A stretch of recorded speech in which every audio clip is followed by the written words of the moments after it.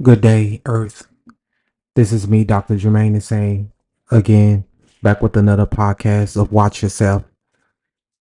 Today we're gonna be on a subject about convenience stores, how it harms the black community, and how it was systematically set up for us.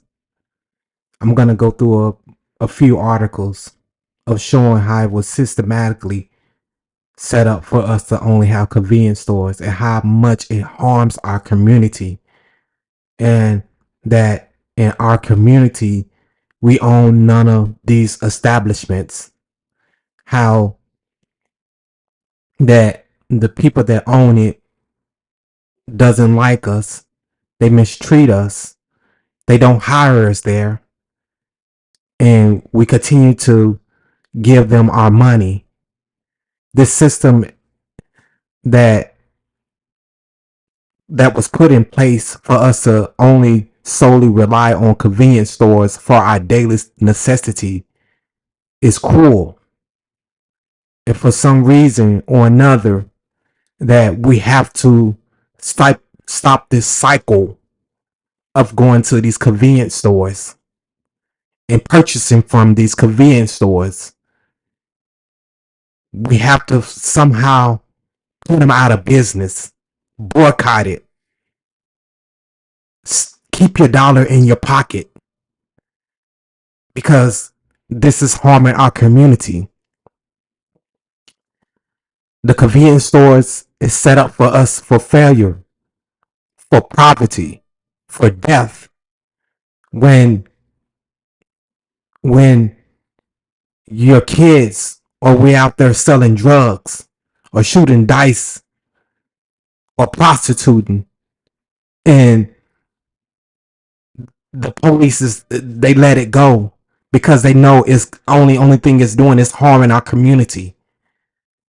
They would stop us from doing anything beneficial to our community if we sit up there and protest or hand out flyers. But when we selling drugs in the convenience store, and the owner let us do it because they know the only thing it's doing is harming them, harming our people, then we have to put a stop to this, you guys. I'm gonna go through a couple of articles, a few articles, not a couple, but a few articles, and show you this systematic system. The first one is how the rise of supermarkets left out Black Americans. If you and I'm going to read it. If you're like most Americans, you probably think of going to the supermarket and stocking up on groceries as a normal thing, and you take it for granted. But 60 plus years of corporate strategy, white flight, and stereotypes about Black Americans have made it significantly harder for many Black people to access supermarkets than it is for most white people. According to the leaders of big cities across the country, as well as food policy advocates, historians, and urban studies experts, supermarkets have chased white suburban customers at the expense of Black communities in urban areas. These experts say some have described large grocers' avoidance of predominantly Black areas as supermarket redlining, and you're thinking that housing is a redlining for us, when now we say, okay, we can fight redlining, and we've been doing that for the longest. Now it's supermarket redlining. Supermarket redlining, that means, I tell you guys, when countries or people go to war, the first thing they do is cut off the food supplies.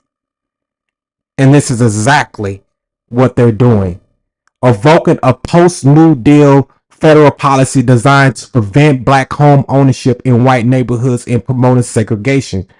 The consequences is that for Black living in many urban Black neighborhood, groceries are harder to access and often more expensive. Healthy foods is also harder to come by. National and regional supermarkets are typically full services with extensive variety in assortment of food competitive prices. Some even have pharmacies or minute clinics, said Ann Palmer, Director of Food Communities and Public Health Programs at Johns Hopkins Centers for Livable Future. By bypassing black or low income communities, they exacerbate the problems of easy access to healthy food. On the average, in the 50 largest U.S. metro areas, roughly 17.7% of predominantly black neighborhoods had limited access to supermarkets compared to 7.6 largely white neighborhoods, according to the analysis conducted for CNN Business by Reinvestment Fund and nonprofit community development organization. That's a 10% gap. The racial disparities persist across income lines, according to the analysts, which use a combination of 2016 and supermarket locations in 2016 census data. Research from Johns Hopkins in nursing has also found that predominantly black neighborhoods have less access to grocery stores at equal level of poverty. Black census tack that the fewest supermarkets in white tracts had the most. Hopkins researchers found in 2014 analysts of census and food retailer data. I'm gonna go to this part right here.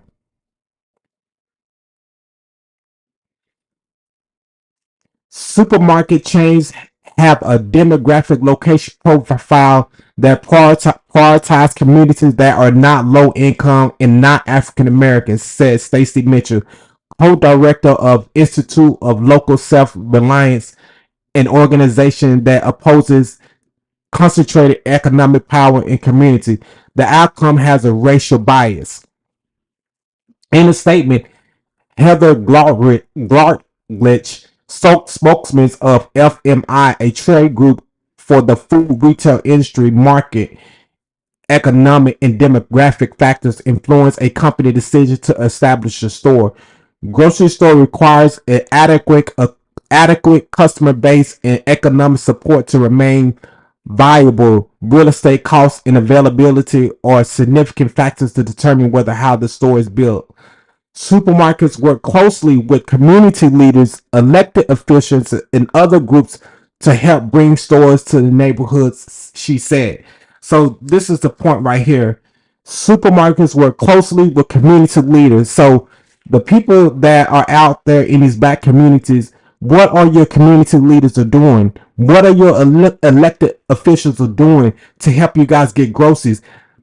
If when you're voting for these people as mayors and councilmen and you don't have the resources in your community, what grocery stores do, it brings jobs to the community, hundreds of jobs to the community, because when you have a grocery store that's in a location, guess what, it's going to become a shopping center, and that's where jobs are created.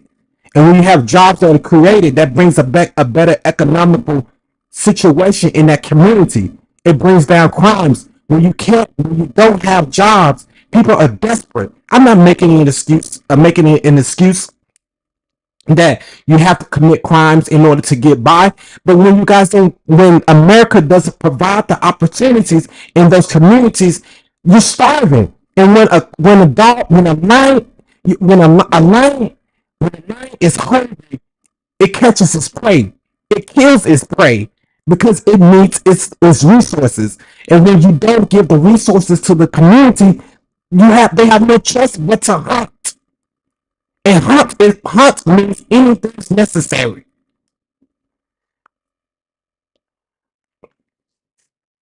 But some critics say supermarkets have intentionally avoided neighborhoods. I'm gonna show you something here.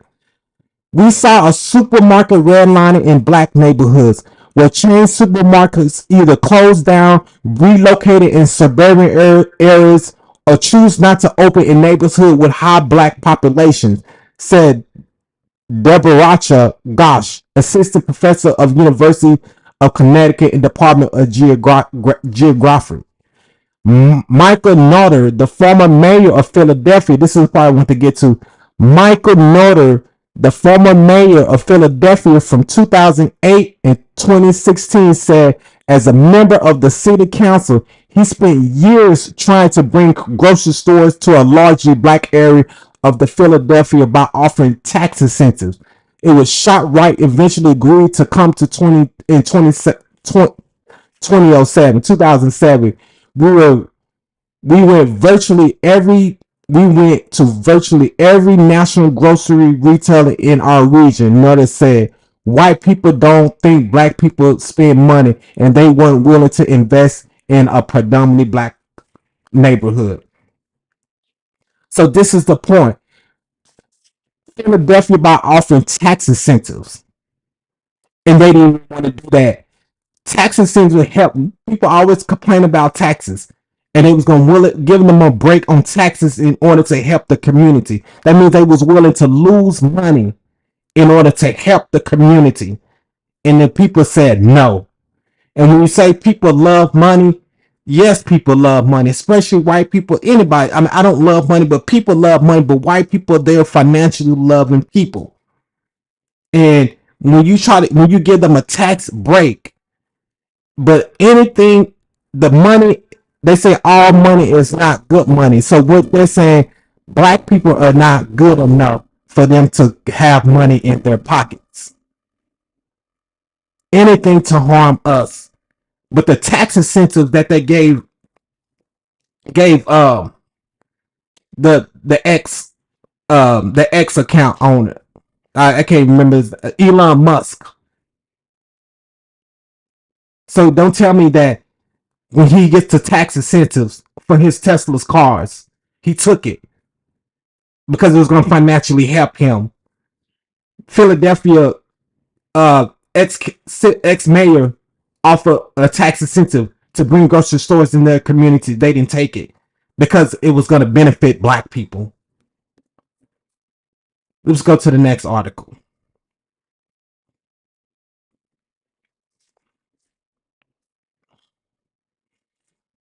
This is pretty extensive, but I'm going to read it, you guys, because this is where it breaks down the systematic oppression of not bringing grocery stores into black communities. In the U.S., most adults and children fail to meet national dietary recommendations for health promoting foods and beverage. Overcoming foods with excessive amount of saturated fat, sodium, added sugar. So when we go to the convenience store, that's what's saturated fat, chips, sodium, chips, added sugar, candy, sodas. This is particularly concerning since studies continue to report that marginalized racial ethnic minorities are less likely to meet national dietary recommendations. So when you go into when you go to these convenience stores, when they do sell you any type of groceries, it's bologna, salami. I mean, just saturated in salt, cheese. That's not it, cheese that doesn't even melt because it's manufactured produce.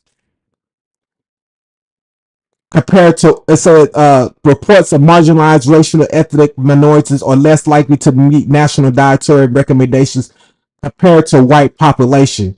Racial ethnic disparities in diet qualities and risk of diet related disease, obesity, type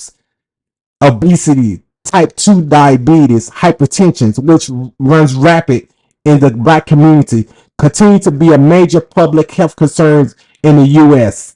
National survey adults. So when those convenience stores they don't sell fruit when they do sell fruit it's rotten.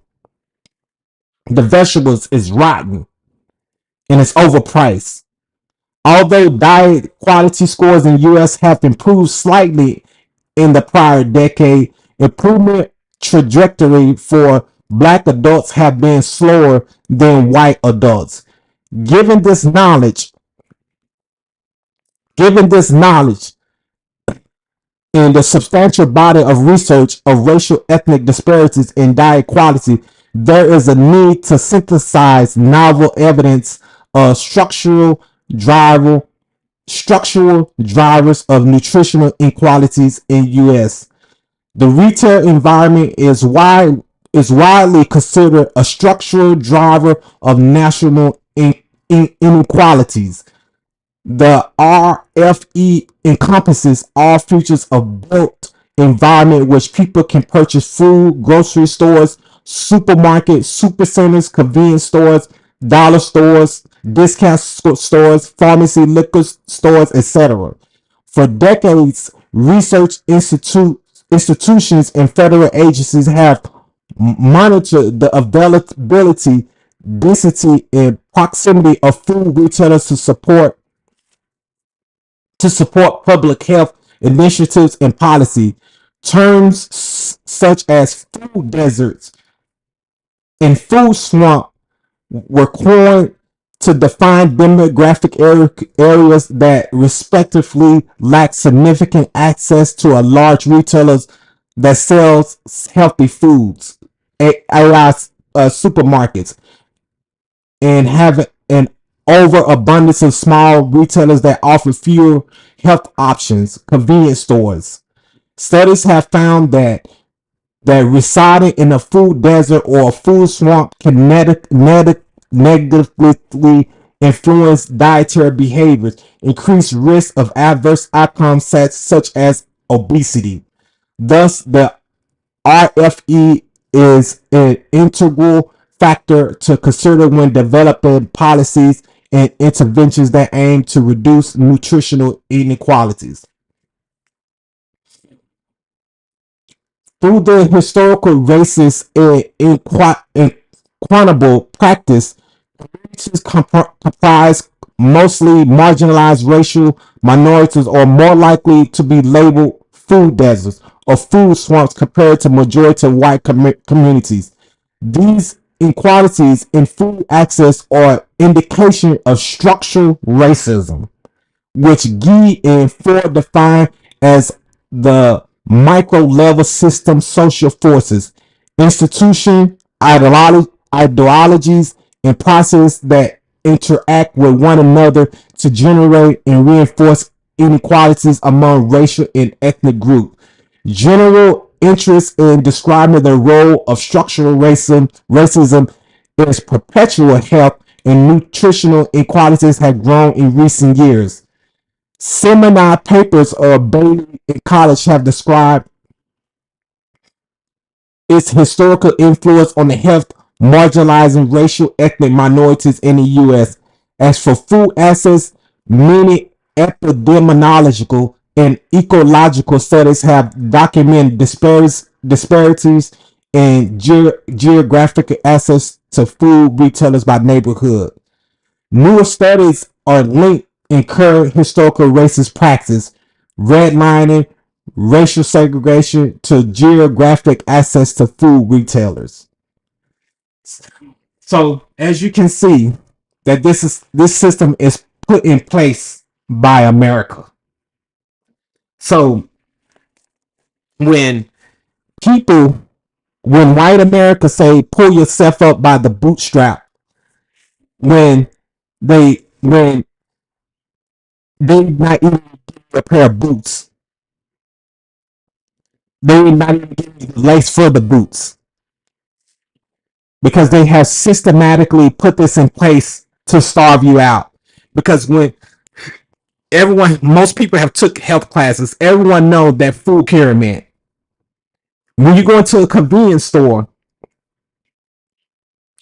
when you go into the convenience store, that food pyramid is there. But with that food pyramid, it's full of manufactured ingredients, high fructose, not natural ingredients, full of sodium, salt, chips, lunch meat that's full of sodium, cheese, like I said, that doesn't even melt, milk, 2 days about to spoil, and it's low quality milk. So this is systematic put in place. And when you don't have the the health, when your body is not fully healthily function, it causes all type of chemical imbalance in your body mentally, because your body is trying to, your body's basically feeding off itself to survive when you don't have those the proper nutritions in your body, when you don't even have grocery stores. And then if the convenience store do carry vegetables or fruit, it's very limited. And like I said before, it's spoiled. This is it. These are the census. This is the studies. Counties in the U.S. where above average black populations tend to have fewer fresh food options, but more convenience stores. This is the numbers. Farmers markets, 37. Restaurants, 65. And then you have restaurants in the black community, it's fried chicken and barbecue and unhealthy stuff. McDonald's, grocery stores, 74. Convenience stores in the black, you see that? 119.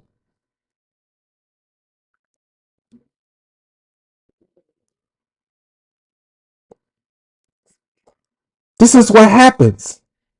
And let me show you the crime rate. When I tell you how it's killing us, the 2022 fatality incidents by store types. Convenience stores is the highest, 32%.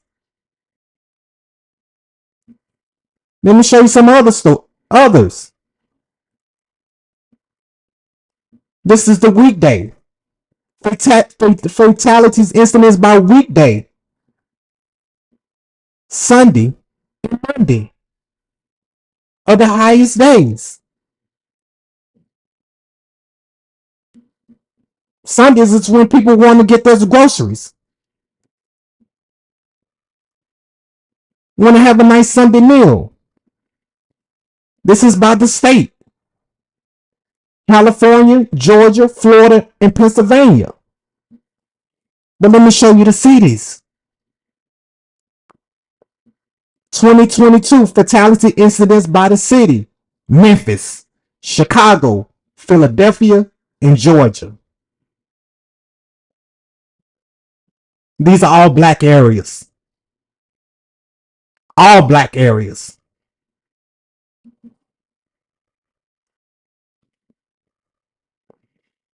Now, when I say health wise, they are trying to kill us. Now this is economic. Prices of stable food or supermarket versus small food stores. And I highlighted, on average, all items except white bread were 10 to 50% more expensive in smaller stores than in supermarkets. Prices were generally not significantly different in isolated stores compared with non-isolated stores for most items. Among isolated stores, there are more no price difference inside of versus outside food deserts. We concluded that smaller food stores have higher prices for most stable food compared to the closest supermarket, regardless of proximity. More research is needed to example staple food prices. So now, now that they are, or health wise killing us, now they economically killing us. So when people get their paychecks and they have no grocery store, they gotta go. They have no choice but to go to these convenience stores.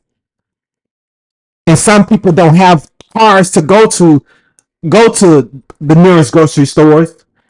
And then if you have to go to the grocery store on the bus, you can't carry $400 worth of food on the bus. And then guess what? If you want to catch the Uber or a taxi, that's another 40-50 bucks. So it's an economic war now. Health, they killing you. Economically, they killing you.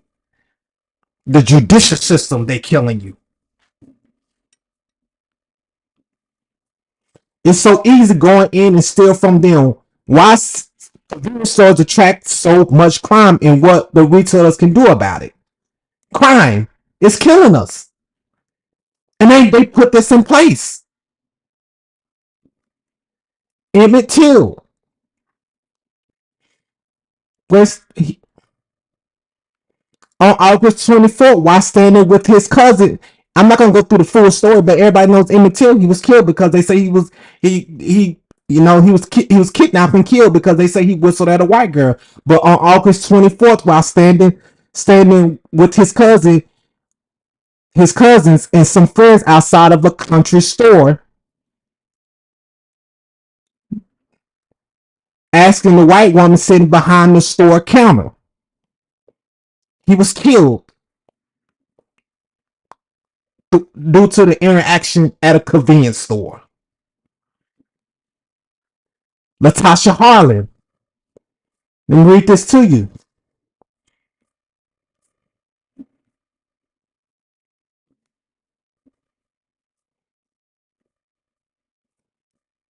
Let me get to the article. Latasha Harlan was warned by her grandmother not to enter Empire Liquor. This is a convenience store. Empire Liquor, unless she was planning to make a purchase. Everyone knew about the treatment of black customers by Korean owners that they tried to avoid as much as possible. On the morning of March 16, 1991, though Harley did plan to make a purchase, she made a short walk to the market and picked up a $1.79 bottle of orange juice after putting it into her backpack where it jolted out from the top. She made her way to the counter. According to the young witness named Ismail Ali, who was in the store with his older sister at the time, the middle-aged Soon Jadu saw the girl and immediately yelled, "You bitch, you are trying to steal my orange juice." Harley responded by lifting up her hand, which contained $2 bills, and explained that she intended to pay due. However, grabbed the girl by the sweater, and the two began to fight. Harley repeated, let me go," but the woman released her grip in order to break free. The 15-year-old girl struck Dude in the face 4 times, knocking her down. She picked the juice up from the floor, placed it on the counter, walked away. She was trying to walk out the door, said Lakeisha Combs, Ali's sister, other witnesses. At at the Harlan's back was turned, Dude reached for her gun and aimed it at the back of her head. She pulled the trigger and Hollins hit the floor. This is at a convenience store. You see what I'm getting to? That these convenience stores are killing us. It's killing us economically. It's killing us health wise. It's killing us judicial wise. It's killing us physically. Police confront Eric Garner and put him in a chokehold. NYPD officer approached Garner in front of a convenience store in Staten Island on suspicion of selling loose cigarettes. And the bad thing about it is he's selling loose cigarettes. That same corner store is selling loose cigarettes also. So anything to benefit us, because that you think that convenience store would have hired him as an employee to help sell their products or at least to mop their floors? Garner tells the police he was not selling cigarettes and wanted to be left alone. When officers go to arrest Garner, he raised his hand. Officer Daniel Pantello then put his arm around Garner's neck and pulled him towards the ground. On the cell phone video, Garner can be heard saying, "I can't breathe," multiple times before he loses conscience. Garner is taken to the hospital where he was pronounced dead an hour later in front of the convenience store because he's cutting in on their business. You see what I'm saying when I say the convenience store is killing us? A white police officer who shot and killed an unarmed black man at a convenience store in small East Texas town Saturday was arrested Monday and charged of murder, but he was let off. He was found not guilty. But I'm reading again. A white police officer who shot and killed an unarmed black man at a convenience store. When I keep telling you that the convenience store is killing us.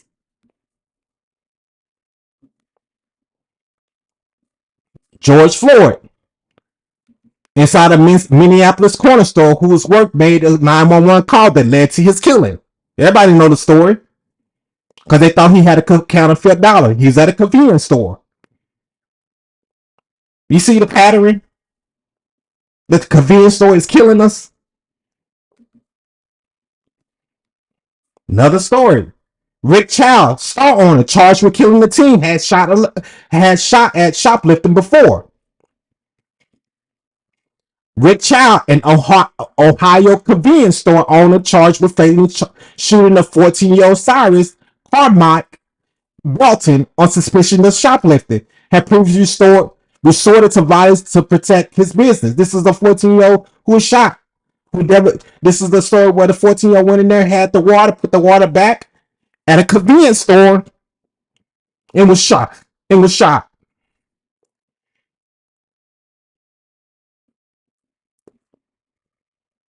at a convenience store. These convenience stores are killing us, you guys. This is what this is put in place because if the system of if America want to do something about this trend that's been happening, they would have been stopped it long ago and said, "Hey, this they." I already showed you the numbers, the statistics of how the convenience store is killing us. It's in the FBI statistic data. And they know that it's harming our community. I read the article how it's dietary. It's not dietary. The convenience store is not healthy for us, but they still refuse. In Philadelphia, he begged people to put grocery stores, give them a tax break, but it was only one they wanted to do it. One. So if he's having a problem to get grocery stores in his community, imagine how many other black communities are suffering because grocery stores don't want to be put in our community because they know it's going to harm us. But not one Democrat, not one president, not one Senate, not one congressman say, okay, we need to put grocery stores because it's harming these people. Not one person have done anything about it.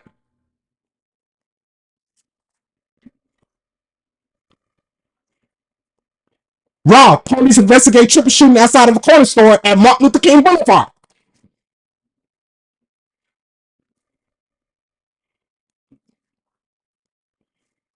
Chevy man killed another heart in convenience store. They're gonna keep going over and over and over and over and over.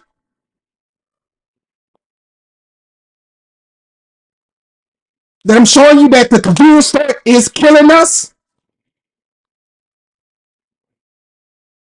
What can we do about it? I've been thinking, what can we do about it? I don't know. I don't know. They say, oh, they want to say, okay, this is a resolution. Can we own the convenience store? No. They won't give us the loan to do it. They won't give us the permits to own a convenience store. And if they do, we gotta go through hell and high water to get it. And lumps and turns. We gotta go to the Supreme Court just to get a convenience store. So what can we do? And they say it's our fault.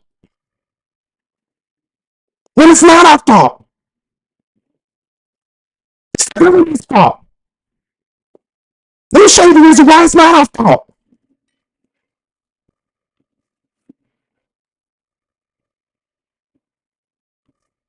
The Tulsa Race Massacre. A violent mob destroys one of America's most prominent Black neighborhoods. But before these horrific events, how did this community thrive amidst racism and segregation?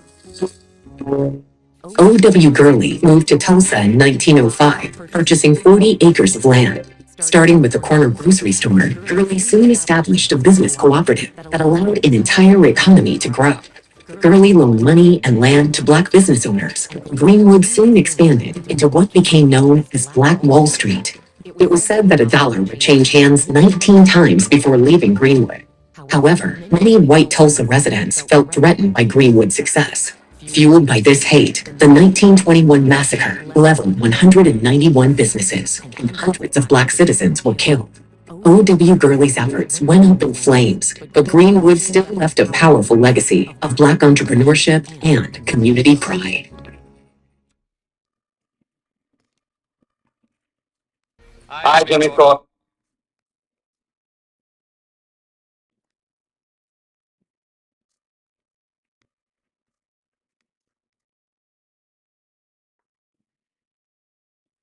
You see, this is what they're afraid of. Because if we had a black town, it would thrive. It would thrive if they gave us the opportunity. It would thrive. Just look at how systematically we was put out of many different areas in life, of sports, of everything, and everything that we was systematically put out of. We fought to get into with top number one. They're afraid of it. Just like in the Tulsa, the Black Wall Street grocery store, they had everything. And do you think crime was bad in Tulsa, in the Black Wall Street? They had no reason to commit crimes because they had everything within their own community. They figured out a way to break it apart, and now we're in scrambles. This is the next story.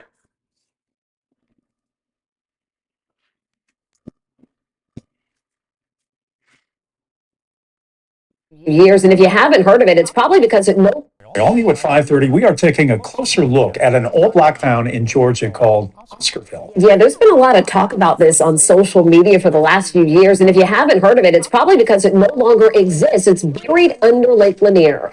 11 Alive's Natasha Gibbons has more.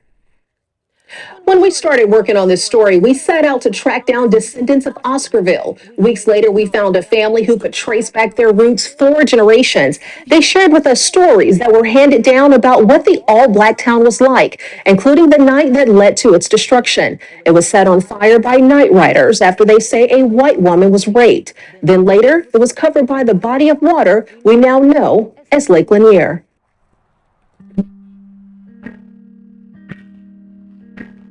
May Crow was buried here at this Gainesville cemetery, but the trail of destruction following her death stretches into the land surrounding Forsyth County, buried beneath these waves of Lake Lanier, where in 1912 nearly every Black resident was forced out.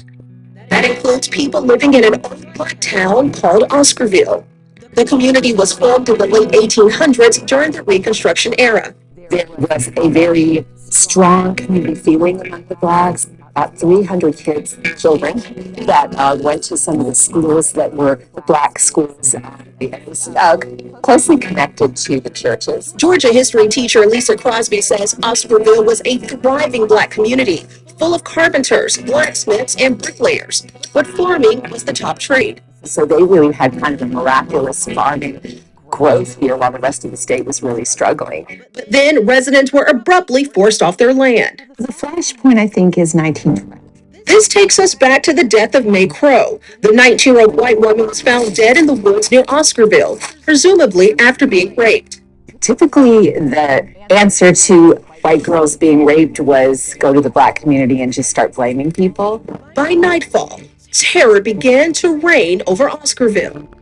So from there, the rage and hatred in the community, mobs got together and they were called night riders, and they were riding throughout Oscarville and driving out the Black community. And the night turned deadly. You know, they were waking up by fires outside, fire bombs thrown in the church. Filmmaker Bob Mackey recaptures those horrific nights in an upcoming television series. Anytime anything happened, guess where everyone would go? To the church. Well, they attacked the church.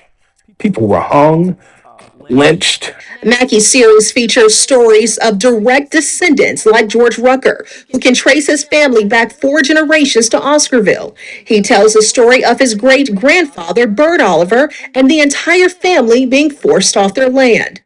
Night riders came through. They had to leave everything. The main thing they left was property, and my grandfather had it.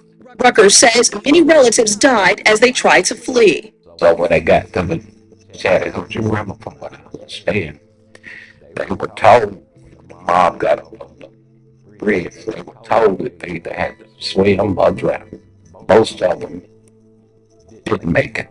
My grandfather didn't make it. He lost some brothers and sisters. He says his relatives who survived settled in Gainesville.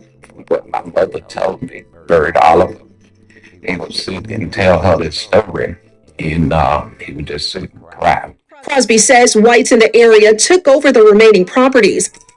She says Oscarville farmers were specifically skilled in raising poultry, which set the pace for Gainesville eventually becoming poultry capital of the world. You have a farm already going, and you had free land, so you just take it. Rucker says his great-grandfather married his second wife, Beulah, and they built this school that still stands in Gainesville today. By the late 1950s, the Beaufort Dam was built and Lake Lanier was formed, covering up Oscarville and swallowing most of its history. Many believe Lake Lanier is haunted because of the high number of drownings. We spoke to officials who tell us because there is an entire town that includes structures and even forest areas with trees that are 60 feet tall, it makes it more difficult to navigate through, and someone can easily become trapped in debris, leading them to drowning. We have so much more on this story on our website.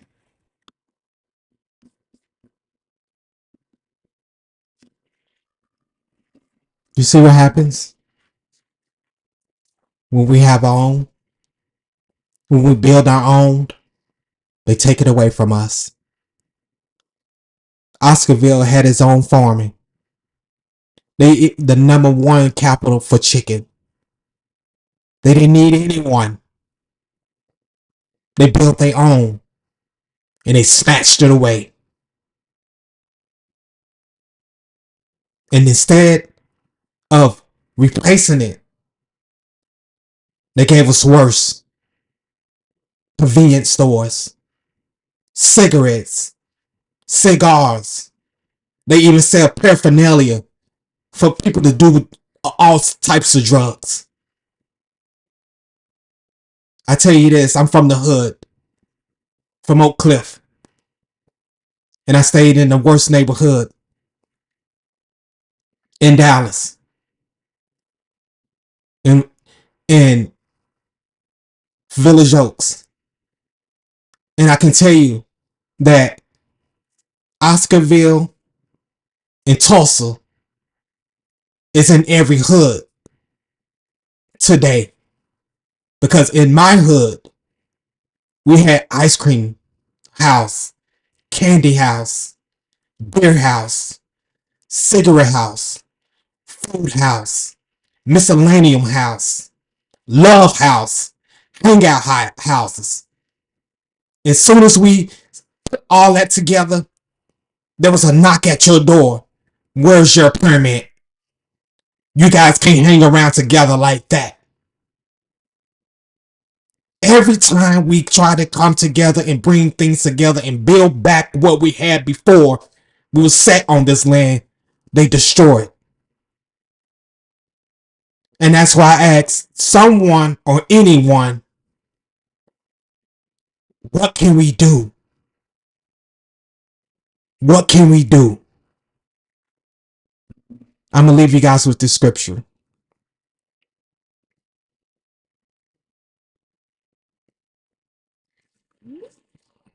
Ephesians chapter 6, verse 11 through 16. Put on the complete armor. Put on Yahuwah's complete armor. Then you'll be able to stand firm against the devil's trickery. The warfare we're engaged in, you see, is against you see, it isn't against flesh and blood. It's against the leaders, against the authorities, against the powers of that rule the world in the dark age, against the wicked spiritual elements in the heavenly places. For this reason, you must take up Yahuwah's complete armor. Then, when wickedness grab its moment, you'll be able to withstand, to do what's needed to be done, and still be on your feet when it's all over. So stand firm. Put the belt of truth around your waist, on justice as your breastplate, for your shoes on your feet, ready for battle. Take the good news of peace with it all. Take the shield of faith. If you got that, you'll be able to quench all the flaming arrows of the evil one.